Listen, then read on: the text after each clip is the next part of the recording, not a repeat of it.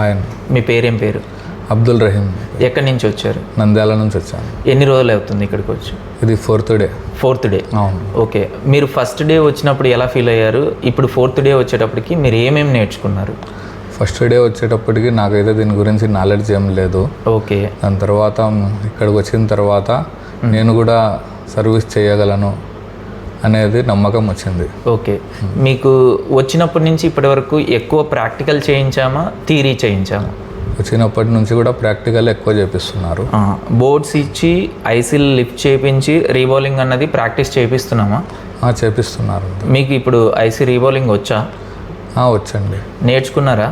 నేర్చుకున్నాను. అంటే ఇప్పటికి ఫోర్త్ డేకే మీరు ఐసీ రీబాల్ చేసే క్యాపబిలిటీ అన్నది ఎలా క్రియేట్ అయింది మీకు? మీరు దగ్గరుండి ప్రతిదీ కూడా చెప్తున్నారు, రాకపోతే చేయి పెట్టుకొని నేర్పిస్తున్నారు. దీనివల్ల వచ్చింది. ఓకే, మీరు ఇప్పుడు అంటే ఈ 4 days జర్నీలో మా వోల్టెక్స్ అకాడమీ ప్రాపర్గా మీకు చెప్పిందా లేదా? అంటే యాజ్ ఎ లైక్ మీరు ఒక స్టూడెంట్గా ఇక్కడికి వచ్చారు, ఏం తెలియనప్పుడు మీకు ఏదైతే ఫోన్స్ కానీ డెడ్ అంటే కనుక డెడ్ అన్నది ఒక డివైస్ ఇచ్చి ఐసీ లిఫ్ట్ చేసి రీబాల్ చేసి మళ్ళీ రీఫిక్సింగ్ చేపిస్తున్నాం కదా, అది మీకు కంఫర్టబుల్గా అనిపించిందా? అంటే మీరు చేయగలరు అన్న భరోసా ఇచ్చిందా లేదా?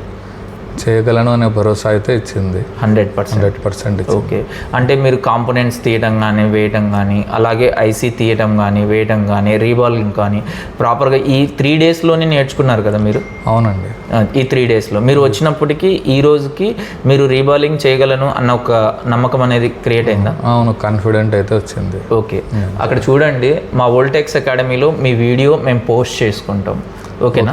ఓకే, చేసుకోవచ్చు కదా, మీరు హ్యాపీ కదా? అంటే మా వోల్టెక్స్ అకాడమీకి వచ్చి ఈ 3 days జర్నీలోనే, ఈ 3 to 4 days జర్నీలోనే మీరు ఏదైతే ఎక్స్పెక్టేషన్ చేశారో ఆ ఎక్స్పెక్టేషన్స్ మీకు దొరికాయా?